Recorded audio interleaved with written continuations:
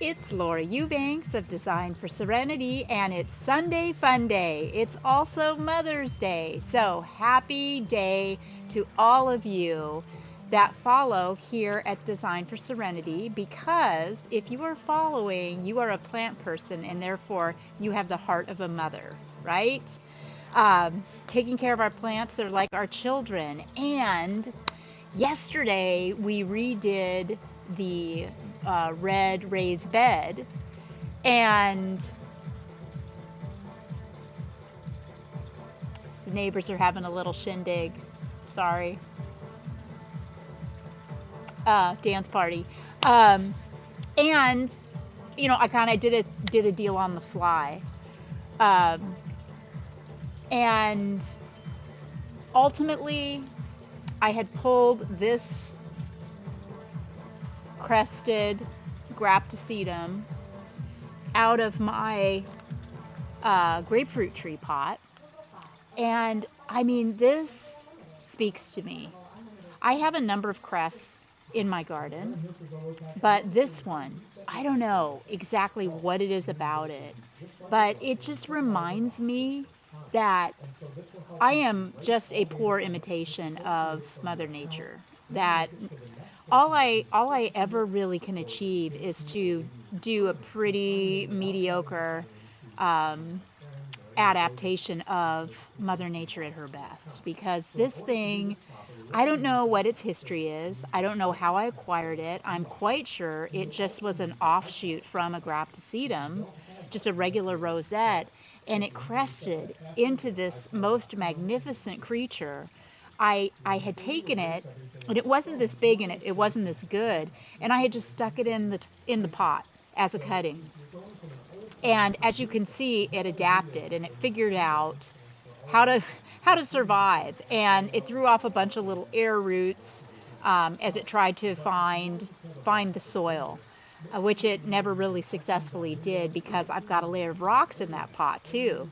So I just really felt like this plant needed to be showcased, because it really speaks to me, and I love it, and it makes me so happy. So what I did is I had taken one of the little Kelly Griffin aloes that I had in this pot, which I think it's just like a, I don't know, a Target pot or something, but I really love the colors in it. And I think that they pick up the colors in this crest really beautifully.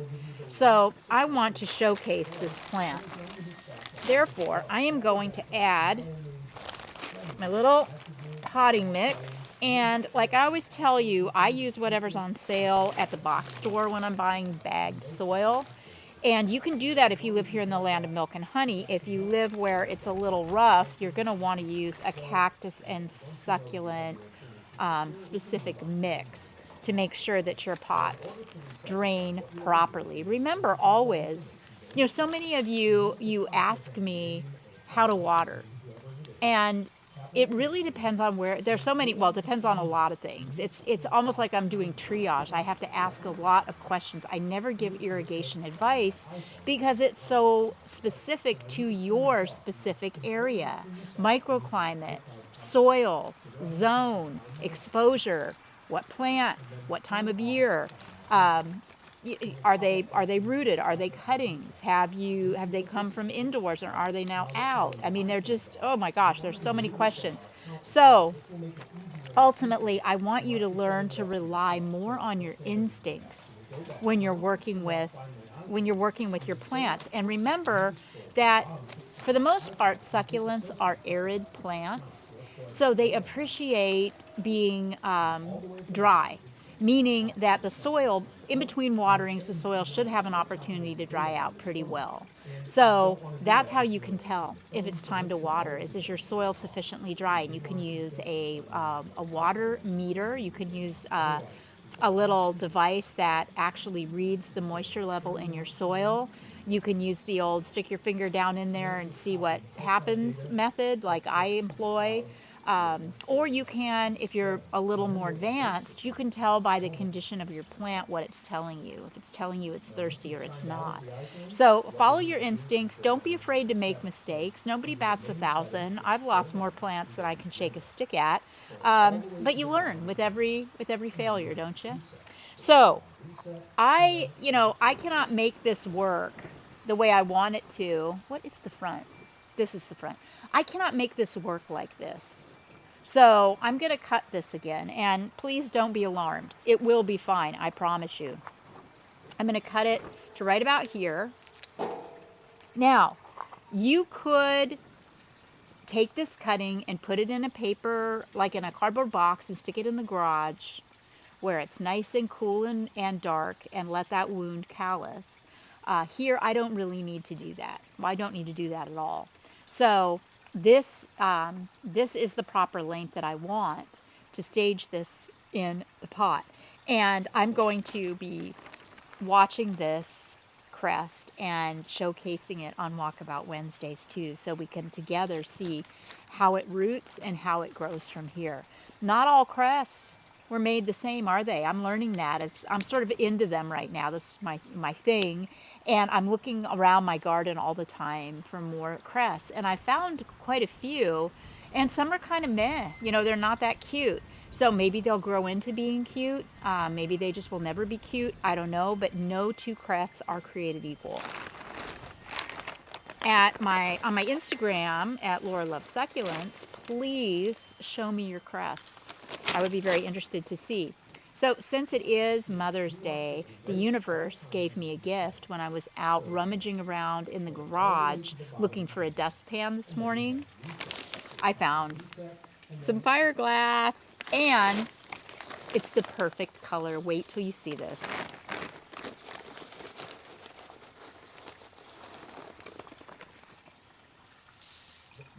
Oh, yeah, and I'm putting the top dressing on first because I am working with a cutting, and it's just easier than putting the top dressing around a cutting. And I'm using a couple of inches of top dressing because this soil is going to settle in the pot. I'm sure you have all experienced that with your plants, and it blows, doesn't it? Because then you've got to take the whole thing apart and put more soil in the pot and then replant, and it's just a pain. Okay, so this beautiful little crest, remember, what does Mama say? If your succulent stands up, you've done your job.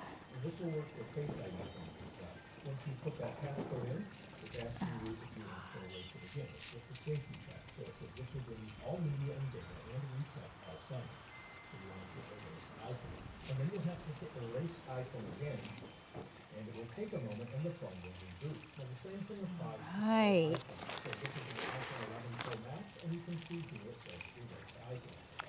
That is so, wow, whoa, dang. You've also asked me where I get my fiberglass, and I've got a couple of sources for it.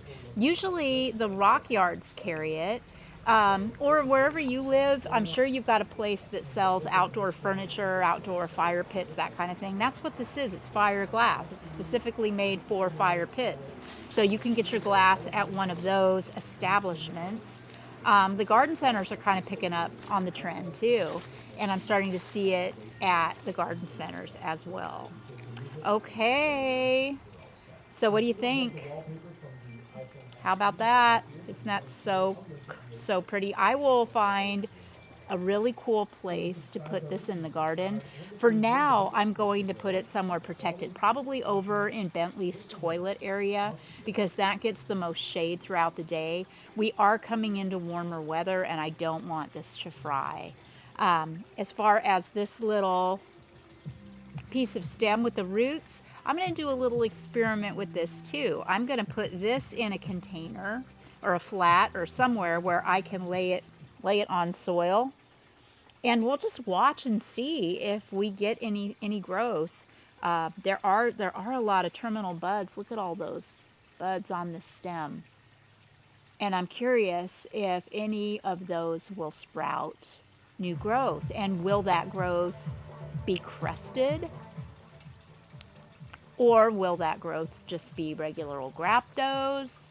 We'll see. We shall experiment together. So I'm going to go take care of those two things. Tomorrow, guys, we are back in La Jolla Shores for phase 2. We're going to be doing the backyard, and you are not going to want to miss it. This has been Laura Eubanks with Sunday Fun Day. Happy Mother's Day, and get out there and create something that makes your heart happy too. Bye, guys.